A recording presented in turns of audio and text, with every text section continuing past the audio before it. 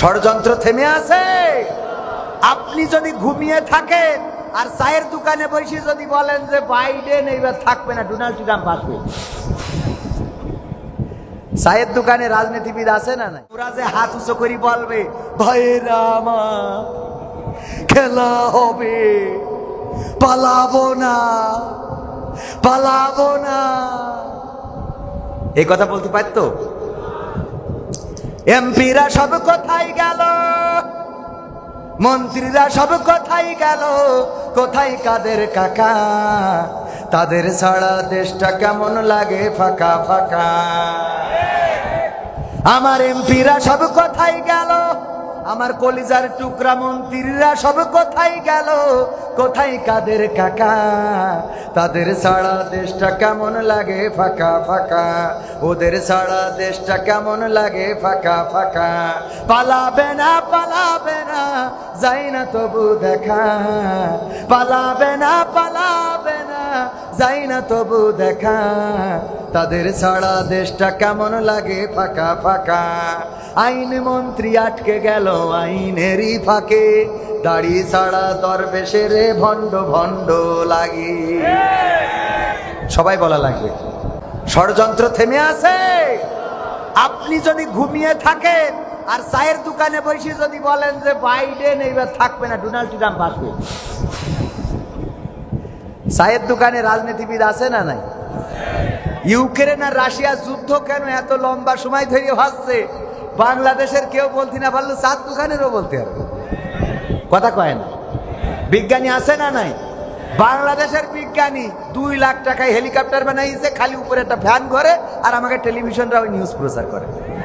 অথচ আমাদের secretary general এখানে এসে 1.5 ঘন্টা কোরআন হাদিস থেকে বয়ান করে গেল।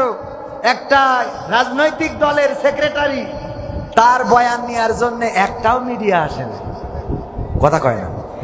এসেছে, বলেন কত বড় শয়তান এই মিডিয়াগুলো, চিন্তা করতে পারেন?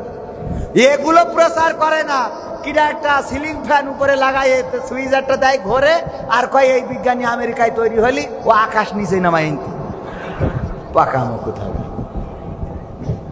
বাংলাদেশের বিজ্ঞানী আর বাংলাদেশের সাংবাদিক, এদের আমাদের দেশের বিজ্ঞানীরা হইলো পয়লা বৈশাখে ঠাকুর তৈরি করে, ওই আবার কারেন্টের তারে বেঁধে শর্ট খেয়ে 3 জন মরি যায়, কথা কয় না? এত লম্বা। অন্য দেশে ড্রোন বানায়, অন্য দেশে বিভিন্ন বানায়, সে তো আমি নামই করতে পারবো।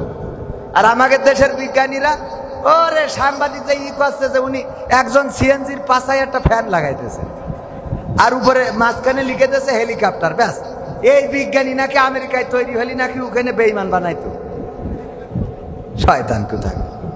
এইসব আজে বাজে জিনিস নিয়ে নিউজ করে। পরিমণি আজকে পায়খানা ফিরেছে, তার রংটা কি, কালারটা কত সুন্দর, তার বাই বাতাসের সেন্টটা কেমন, নিউজ আছে না নাই? পরিমণি আজকে রাজহাঁস রেঁধেছে, মজাদার হাঁস রান্না করলেন পরিমণি, ওরে নিউজ। আর আমরা হরিণ রান্না করি, তাও এ নিয়ে কথা নেই, পাকামো কোথায়। এই সাংবাদিকদের এই যে যারা নিউজ করি বেড়ায়, এইগুলো সব ভণ্ডের ভণ্ড, এরা অকর্মা, আর এরাই শেখ হাসিনার পতন ঘটাইছে। সুতরাং আমরা ওদের ছাড়বো না, আমলিগও ছাড়বে না। কারণ শেখ হাসিনার উল্টো পাল্টা পাম মেরি তেল দিয়ে এমন কথা বলি যে মুখ ফসকে বলি ফেলাই, তাহলে রাজাকাররা চাকরি পাবে। মানে তেল এত দিয়া দেশে যে বেশি হয়ে গেছে, হ্যাঁ ঠিক না বে ঠিক? এই কাজগুলো করি শেখ হাসিনা, এই জন্য আওয়ামী লীগ বিএনপি সব একদল হয়ে এই সাংবাদিকদের পিছনে লাগতে হবে। যারা সত্য সাংবাদিকতা করে কোনো অসুবিধা। আইন মন্ত্রী আটকে গেল আইনেরই ফাঁকে, দাড়ি ছাড়া দরবেশের ভণ্ড ভণ্ড লাগে। শুনছি কত নেতা নেত্রী খাইতেছে ভাই ডান্ডা, বিচারপতি কালামানিকের ফাটিয়েছে আন্ডা। পলকের ঝলক গেল, পলকের ঝলক গেল, থামিয়ে নেটের চাকা। ওদের ছাড়া দেশটা কেমন লাগে ফাঁকা ফাঁকা, তাদের ছাড়া দেশটা কেমন লাগে ফাঁকা ফাঁকা।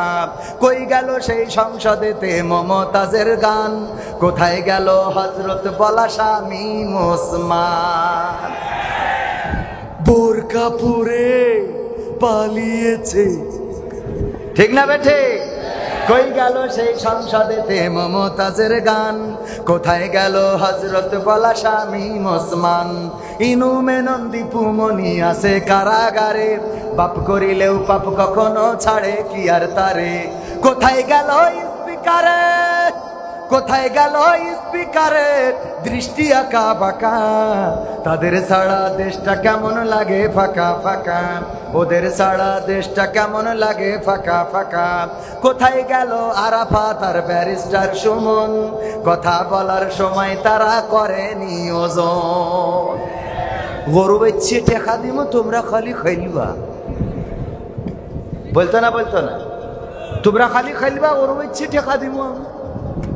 কই গেল সেই আরাফাত আর ব্যারিস্টার সুমন, কথা বলার সময় তারা করে নিয়োজন। মুরগি কবির খাইছে ধরা, জাফর কোথায় আছে, গোপনে কি সেও গেল মোদি দাদুর কাছে। কোথায় গেল এ সালমের, কোথায় গেল এ সালমের কাড়ি কাড়ি টাকা, তাদের ছাড়া দেশটা কেমন লাগে ফাঁকা ফাঁকা, ওদের ছাড়া দেশটা কেমন লাগে ফাঁকা। লাগে না লাগে না? এখন আর আমাদের বলে না হুজুর ডানি রেখে ডানি রেখে বামে রেখে, বামে রেখে ডানি রেখে ডানি, বামে ডানি বামে ডানি সোজা, কথা কয় না। এটা কি বোঝেন? ট্রাকের হেল্পার থাকে না থাকে না? ট্রাক যখন কোনো জায়গায় মাল নিতে যায় তখন যায় খালি, আসে বুঝাই নিয়ে, দুই পাশে দুইটা পুকুর, আপনারা কি বলেন পুষ্কুনি বা পুকুর, এটা তো চেনেন, মাঝখান দিয়ে রাস্তা। ট্রাক যখন খালি গেছে অসুবিধা নেই, কিন্তু ধানের বস্তা লোড করে যখন আসতেছে দুই পাশে পুকুর, হেল্পারে নামায়ে বলতেছে দেখো দুই পাশে পুকুর, তুমি সামনে থেকে খুব কায়দা করে দিক নির্দেশনা দিবা, ডানি বাই সুন্দর করে বলবা।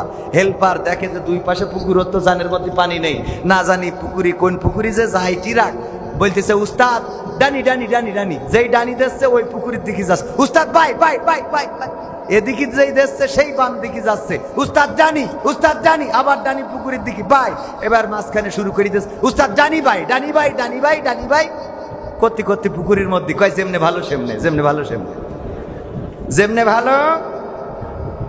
আমাদের ওয়াজ করতে যেয়ে সেই অবস্থা হয়েছে। সামনে এই পাশ থেকে বলে হুজুর, এই পাশটা বলে হুজুর, বলেছে না বলে নাই? হুজুর এইদিকে না এইদিকে। চৌগাছায় গেলাম, এক চেয়ারম্যান বলতেছে আমি আলহামদুলিল্লাহ আপনাদের চেয়ারম্যান, পরিচয় করে দিলে। আমি তো 2 ঘন্টা ধরে ওয়াজ করলাম বাংলাদেশের যত উন্নয়ন আছে, টানেল, পদ্মা সেতু, ফ্লাইওভার, এক্সপ্রেসওয়ে, বিমান বন্দর, এই সেই বেইমান টেমান যা কিছু করেছে সব শেষ। মোনাজাতের সময় বলছে হুজুর খালেদা জিয়ার জন্য একটু দোয়া করতেন। বলছে কেন? তা বলছে আমি বিএনপি চেয়ারম্যান। বলছে আগের থেকে বলবেন না?